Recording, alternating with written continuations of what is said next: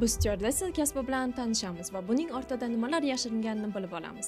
Onam qarshilik qilganliklari uchun uncha ko'nglim bo'lmagan aviatsiyaga kirishga. Birinchi bo'lib menga nasib qilgan Londonga uchish. O'shaning uchun bizda sayohat, shopping ilojlari bor. Keling, ko'pchilikni qiziqtiradigan savolga o'tsak, telefonda uchish rejimi, ya'ni polotda nimaga yoqish kerak? Agar yoqmasa nima bo'ladi? Aynan Academy'da ingliz tilini o'rganib, bizda ishlayotgan juda ham ko'p qizlar bor. Bemalol aviakompaniyaga ishga kirib, farzandli bo'lish, turmush qurishingiz mumkin. Sizning kasbingizda ingliz tili qanchalik muhim? Ma'lum bir darajada IELTS kerak emas. Assalomu alaykum. Bugun siz bilan I Know Academy va bugun bizda maxsus son. Biz stewardessa kasbi bilan tanishamiz va buning ortida nimalar yashiringanini bilib olamiz. Bu nafaqat chiroyli forma yoki sayohatlar, balki yo'lovchilarning xavfsizligi haqidadir. Bizning mehmonimiz O'g'loy. Ular bizning qiziqarli savollarimizga javob beradilar. Assalomu alaykum O'g'loy. Assalomu alaykum. O'zingiz haqingizda ma'lumot bera olasizmi? Albatta, ismim O'g'loy. Hozirda O'zbekiston Airways kompaniyasida bort kuzatuvchi sifatida ishlayman. Bundan oldin Jahon tillari universitetida o'qiganman. O'zingiz haqingizda ma'lumot bera olasizmi? Qanaqa aviatsiyaga kirib kelganingiz haqida?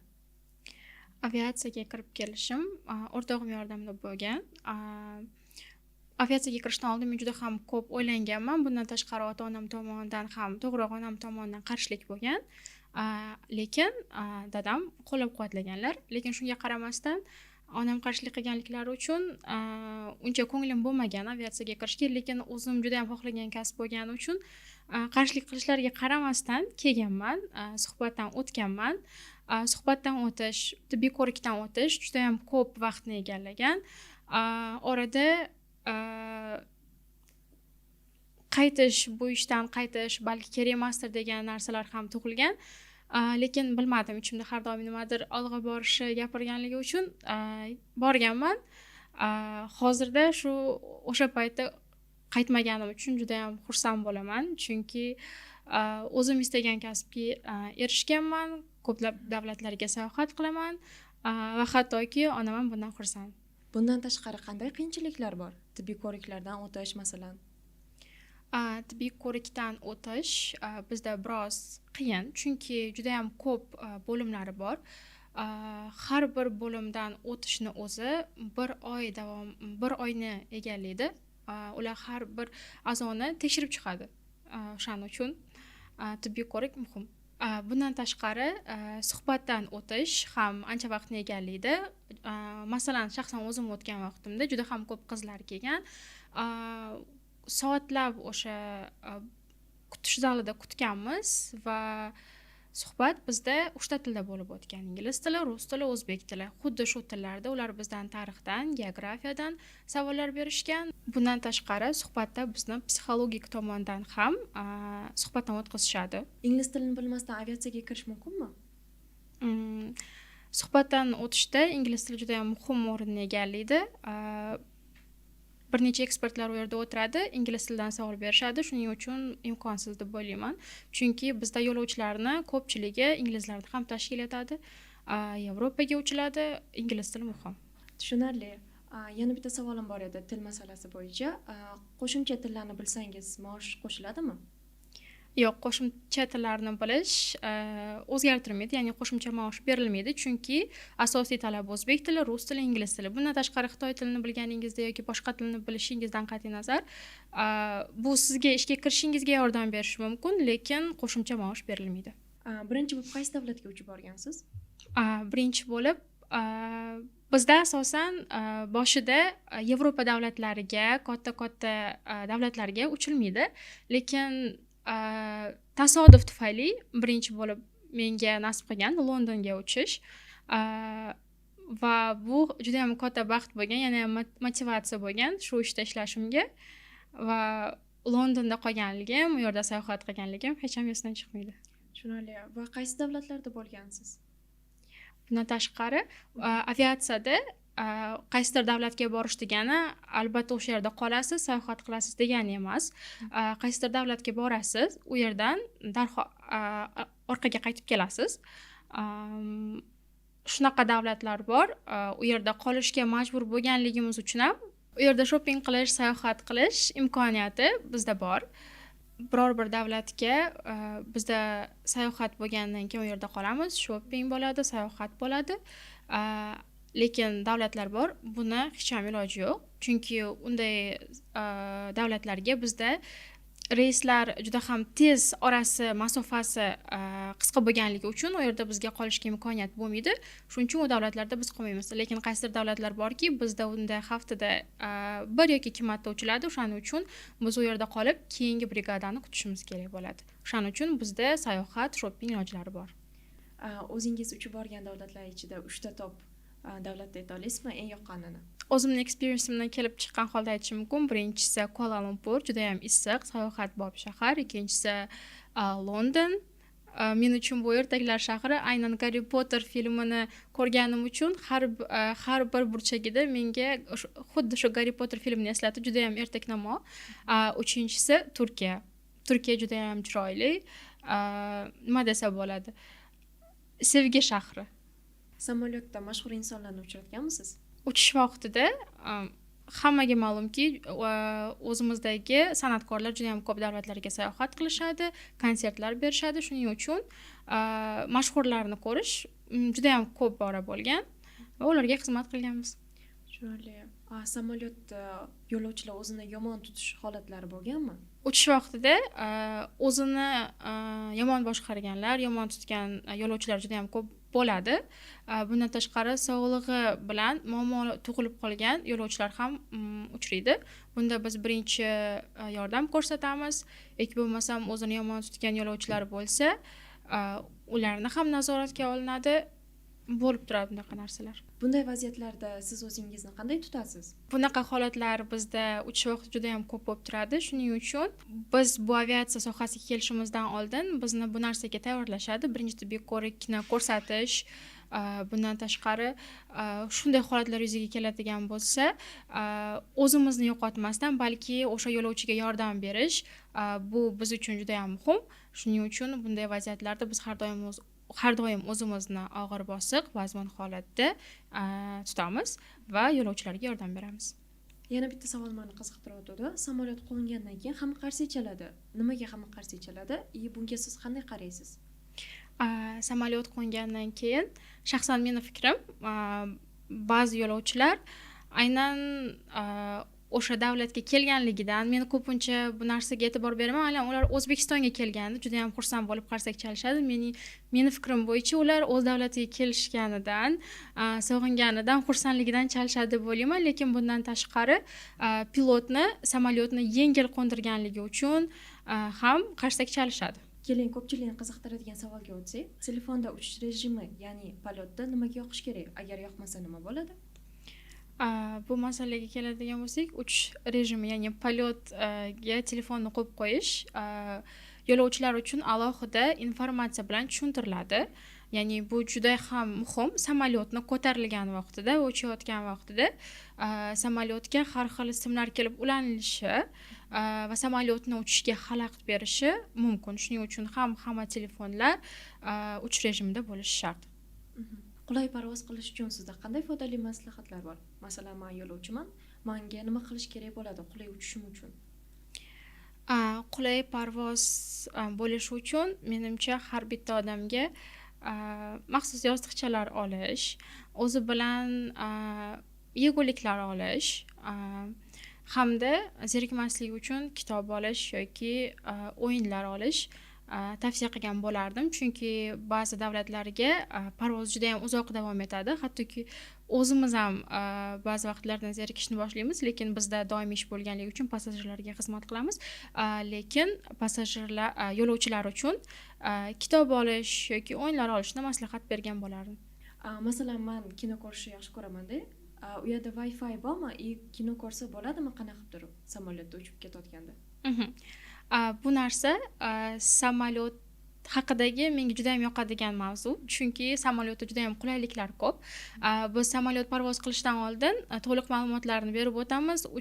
Chekish, ichish yoki bo'lmasam telefondan foydalanish mumkin emas. Shu bilan birgalikda bizda maxsus o'yinlar, kinolar va shu kabi narsalar bizda video sistema bo'ladi. O'sha yerdan ko'rishingiz, o'yinlarni o'ynashingiz, maroqli vaqtni o'tkazishingiz mumkin. Va u yerda juda ham ko'p kinolar, musiqalar bor. O'ylaymanki, butun parvoz davomida zerikib qolmaysiz. Tushunarli. Rahmat. Sizni ishingiz davomida eng uzoq parvozingiz qaysi davlatga bo'lgan? Ishim davomida eng uzoq parvozim, adashmasam, uzoq davom etadigan parvozlar, ya'ni bir xil parvozlar juda ham ko'p bo'lishi mumkin. Masalan, Londonga uchganda yoki bo'lmasam Xabarovskga uchganda vaqtlar bir xil bo'lib qolishi mumkin. Lekin eng uzog'iga to'xtaladigan bo'lsam, menimcha London shahriga uchganimda juda ham uzoq bo'lgan va juda ham maroqli bo'lgan. Chunki biz bilamiz qayerga ketyapmiz, qayerda qolamiz, qayerda maroqli vaqtni o'tkazamiz. Shuning uchun eng uzoq parvoz Londonga bo'lgan. Shu kasbingizni tashlab boshqa ishga o'tgan bo'larmidingiz? Boshida aytib o'tganimdek, bu kasb ancha orzu qilgan kasb. Men bu kasbimni juda ham yaxshi ko'raman, lekin hattoki ketgan taqdirimda ham bilmadim, odamda qo'msash bo'ladi, chunki biz har kuni deyarli bitta parvozni bajaramiz. Uchmaslik, qaysidir davlatda qolishdan ham tashqari, hattoki biz o'sha samolyotni uchayotganimizni, qo'nayotganimizni, passajirlarga xizmat qilmaganimizni his qilishni o'zi bilmadim. Bu narsaga shu vaqtni o'zi уже qattiq o'rganib qolganman. Sizda shunday vaziyatlar bo'lganmi? Ishingiz davomida asabingiz buzilib yoki qiyin vaziyatlar bo'lib qolib, boshqa kasbni tanlab ketish holatlari bo'lganmi? Bo'lgan, bo'lmagan desam yolg'on bo'ladi. Juda ham ko'p bizda parvozlar uzoq vaqtga bo'ladi. Ba'zi davlatlarda qolamiz, uy sog'inchi bo'ladi, ota-onamni sog'inchi bo'ladi. Shu vaqtlarda ishimni tashlagim, boshqa kasb tanlagim keladi yoki bo'lmasam o'zimga shaxsiy vaqt ajrata olmay qolsam, shunday vaqtlarda ishimni tashlab balki oddiy birorta kasbni tanlash fikri keladi, lekin yo'q, baribir qaytolmasligimni bilaman, davom etaman.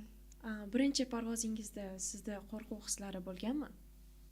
Birinchi parvozimda to'g'risini aytadigan bo'lsam, o'rtoqlarim qo'rqitishgan. Baribir birinchi parvozda odamda qo'rqish bo'ladi, balandlikka ko'tarilganda hayajon bo'ladi deb qo'rqitgan, lekin birinchi parvozimda umuman bunaqa narsani kuzatmaganman. Balki teskarisi juda ham xursand bo'lib, oynadan qarab, shu birinchi parvozim bo'layotganda mamnun bo'lib uchib ketganman.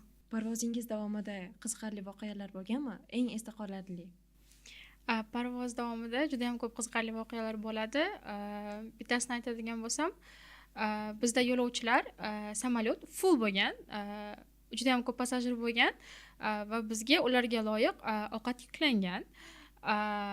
Lekin bilmadim, menimcha biz kichkina yoshli passajirlarga ular o'sha yoshdan biz tomonidan, aviakompaniya tomonidan qo'yilgan yoshdan kichik bo'ladigan bo'lsa, ularga maxsus ovqatlar beriladi yoki ota-onalar tomonidan rad qilinadi, shuning uchun berilmaydi. Lekin shunday narsa bo'lganki, samolyot full bo'lgan vaqtida biz adashmasam shu kichkina passajirlarga ham ovqat berganmiz. Shu natijasida samolyotning oxiridagi passajirga ovqat yetmay qolgan. U passajir ham ozgina xarakteri og'irroq passajir bo'lganligi uchun ovqat yetkazish albatta shart bo'lgan. Shunda o'zim ovqatimni berishga majbur bo'lganman. Shu bilan bo'ldi.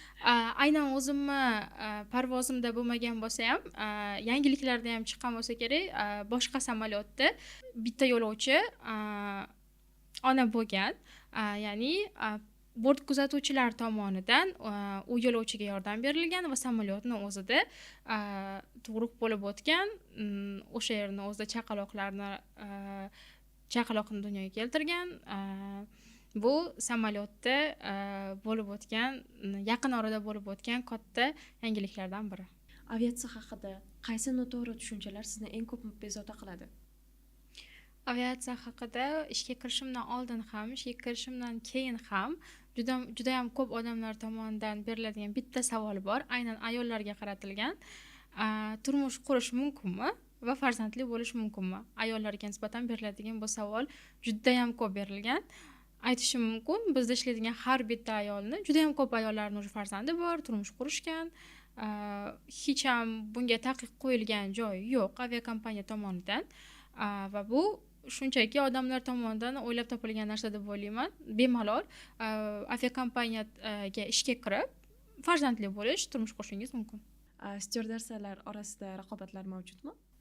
Styuardessalar orasida raqobatlar men o'zim sezganim bu ishga kirishimdan oldin aytayman, suhbatdan o'tayotgan vaqtimda har bitta qizlar juda ham chiroyli, bo'y-bastlari bor, hammasi 3 tadan ortiq tillarni biladi. Nafaqat ingliz tili, o'zbek tili, rus tili, balki bundan ko'p tillarni bilib kelgan qizlar bor. O'sha vaqtlarda aynan o'zimda raqobatni his qilganman, lekin ishga kirganimdan keyin raqobat unchalik sezilmaydi. Tushunarli. Parvoz qo'rquvidan qanday qutulish mumkin? Parvoz davomida qo'rquvdan qutulish shaxsan o'zimda boya aytib o'tganimdek, birinchi parvozdan sezilmaganligi uchun bu narsa haqida ko'p o'ylab ko'rmagan ekanman, lekin yo'lovchilarga maslahatim ko'proq shu samolyotda uchishni taklif qilgan bo'lardim. Bundan tashqari parvoz davomida aynan samolyot ko'tarilayotgan vaqtida maslahatim oynadan qaramaslik, chunki har bitta odamni to'g'risini aytadigan bo'lsak, balandlik qo'rqitadi. Ko'tarilgandan keyin o'sha bulutlarning orasiga kirgandan keyin unchalik ham qo'rqinchli tuyulmaydi. Buni ham maslahat bergan bo'lardim yo'lovchilarga. Sizning kasbingizda ingliz tili qanchalik muhim? Bort kuzatuvchilik sohasida ingliz tili muhim o'rinni egallaydi, chunki juda ham ko'p yo'lovchilar chiqadi. Aynan bizni tarixiy shaharlarimizga kelganda juda ham ko'p yo'lovchilar inglizlar bo'ladi, fransuzlar bo'ladi. Boshqa davlatlardan kelishidan qat'iy nazar har bitta odam xalqaro bo'lgan ingliz tilida gapirishadi. O'sha vaqtlarda ularga qaysi davlatlarga borish, qayerlarni sayohat qilish maslahat berasiz. Bu deb o'ylaymanki, u yo'lovchilarga ham qulaylik tug'diradi. Aynan bort kuzatuvchidan ma'lumot olganligi chiroyli deb o'ylayman. Ingliz tilini qayerda va qancha vaqt o'rgangansiz? Ingliz tilini bu sohaga kirib kelishimdan oldin va universitetga kirishimdan ham oldin 1,5 yil davomida I Know Academy'da tahsil olganman ingliz tilidan. Styuardessalikka ingliz tili darajasi qanchalik muhim? IELTS bo'lishi shartmi yoki suhbatda shunchaki ingliz tilida gapirib o'tkazishadimi? Aynan avia sohasiga kirmoqchi bo'lsangiz, aynan sizga ma'lum bir darajada IELTS kerak emas, lekin baribir suhbatdan o'tayotganingizda sizni ravon gapirishingizni vocabulary darajangiz yetarlimi, yo'lovchilar bilan bemalol gaplasha olasizmi, bularni tekshiradi, lekin shu narsalarni tekshirish orqali ham sizni kamida intermediate sohasiga olib kelib leveliga olib kelib qo'yadi. Shuning uchun IELTS aynan berilmagan bo'lsa ham ingliz tilini yaxshi bilish muhim. Sizning IELTS darajangiz necha? IELTS darajam 6. Lekin hozirda menda yana o'zimga maqsad qo'yilgan, ishlashimga qaramasdan kamida 7,5 olish o'zimda maqsad bor. Chunki o'sha vaqtda 6 olganimda bu maqsadim bo'lmagan, lekin shunga qaramasdan shu darajam bilan ham shu sohaga, aviatsiya sohasiga kirganman. Hozirda jahon tillarida o'qiyman. Juda ham katta yordam bergan, lekin shunga qaramasdan maqsadim bor, kamida 7,5 olish. Ma'lumot so'rasam, ingliz tilida qaysi so'zlarni ko'proq ishlatasiz? Yo'lovchilar bilan muloqot qilganimizda ko'proq would you like to drink something? Nimadir ichishni xohlaysizmi? Degan savolni juda ham ko'p beramiz. Ishimiz bo'lganligi uchun ham. Bundan tashqari fasten seatbelts, seat back is upright position, aynan samolyotda xavfsizlikni ta'minlaydigan so'zlar ham ingliz tilida aytib o'tamiz. Ingliz tilida yana juda ham ko'p beriladigan savollardan bittasi yo'lovchilarga ovqatlanish vaqtida beef or chicken qaysi bir ovqatni tanlaysiz degan savol beriladi. Undan ham qizig'i, ular har doim beef yoki chicken emas, har doim kamida 2 marta what degan javob bilan javob berishadi. Majburmiz yana 3-4 marta kamida qaytarishga. Styuardessa bo'lishni orzu qiladiganlar uchun qayerda va qanday qilib ingliz tilini o'rganishni tavsiya berasiz? Qayerda va qanday? Shaxsan o'zim Olmaliqda yashayman va o'sha yerda I Know Academy'da ingliz tilini o'rganganman. Men uchun ingliz tili u yerda o'qiganimda shunchaki tilni o'rganish emas, butun bir atmosfera bo'lgan.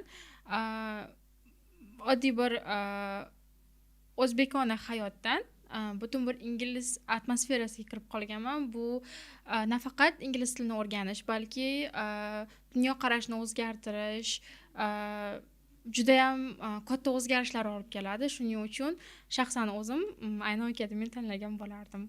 Va undan tashqari aviatsiya sohasida ingliz tilini o'rganib, aynan shu Aynov akademiyada ingliz tilini o'rganib bizda ishlayotgan juda ham ko'p qizlar bor. O'zimni kollegalarim, ularni juda ham yaxshi taniyman. Ularda ham xuddi shu fikrlar, aynan birga parvozlar qilganimizda ham Aynov akademiyada bo'lib o'tgan narsalarni birga eslab kulishamiz. Shuning uchun tavsiya qilgan bo'lardim. Yana bir hammani qiziqtiradigan savol: styuardessalarga qandaydir imtiyozlar bormi? Masalan, boshqa davlatlarga bepul uchish yoki qarindoshlari uchun. Boshqa davlatlarga uchish, bu narsalar odamlar o'ylashadiki, bu narsa bort kuzatuvchilari uchun juda ham oddiy. Nafaqat ota-onasini, balki bitta iltimos bilan qarindoshlarini ham xohlagan joyiga jo'natib yuborish mumkin deb o'ylashadi, lekin bu xato fikr. Bizga ham 1 yil davomida ma'lum bir miqdorda chegirma beriladi. O'sha chiptalar uchun biz o'sha davlatni tanlashimiz va o'sha chiptalarni chegirma orqali oila a'zolarimiz bilan uchishimiz mumkin. Tushunarli. Shunday chegirma orqali, lekin bepul emas. Chegirma orqali. Tushunarli, rahmat. Rahmat o'g'loy, ko'rsatuvimizga kelganingiz uchun. Sizni ajoyib maslahatlaringiz bo'lajak styuardessalarimizga va hamda o'zim uchun ham juda ham foydali bo'ldi. Ko'rsatuvimiz so'ngida yana bitta savolni berib o'tsam, bo'lajak styuardessalar uchun qanday tavsiyalar bergan bo'lardingiz? Bo'lajak bort kuzatuvchilari uchun juda ham ko'p o'rtoqlarim yozishadi, yosh qizlar yozishadi. Ularga ham xuddi shular maslahatlarni beraman. Hozirdan sog'lom kun tartibga ega bo'lishi juda ham muhim, chunki xuddi mana shu aviakompaniyaga ishga kirayotgan vaqtda tibbiy ko'rikdan o'tadigan bo'lsa, oson kechadi. Bu juda ham muhim birinchidan. Ikkinchidan, tilni bilish. Qancha ko'proq til bilsangiz, shunchalik foyda. Qancha ko'proq til bilsangiz, siz shunchalik suhbatdan oson o'tasiz. Rus tili, ingliz tili, o'zbek tili, yana qo'shimcha tillar. Bundan tashqari, ko'rinish, bo'y-bast, har doim akkuratna ko'rinishga ega bo'lish, bo'y-bastlarni, og'irliklarini har doimiy ravishda tekshirib, keyin bizda suhbatdan o'tish juda ham foydali bo'ladi. Tushunarli. Tushunishim bo'yicha shunda til juda ham muhim narsaga ega, to'g'rimi? Ha, til bort kuzatuvchilari uchun juda ham muhim bir talablardan biri hisoblanadi. Agar siz ingliz tili yoki rus tilini bilmasdan turib suhbatga kelishingiz menimcha foydasiz deb o'ylayman. Shuning uchun albatta ikkita tilni ham va o'zbek tilini bilib suhbatdan o'tishingiz sizga katta foyda beradi. Til juda ham muhim. O'g'loy, rahmat ma'lumotlar uchun, tavsiyalaringiz uchun. Bo'lajak styuardessalarga bu yordam beradi degan umiddaman. Agar sizda ham savollar bo'lsa, izohlarda yozib qoldiring, biz albatta sizga javob beramiz. Like bosishni va kanalimizga obuna bo'lishni unutmang. Ko'rishguncha!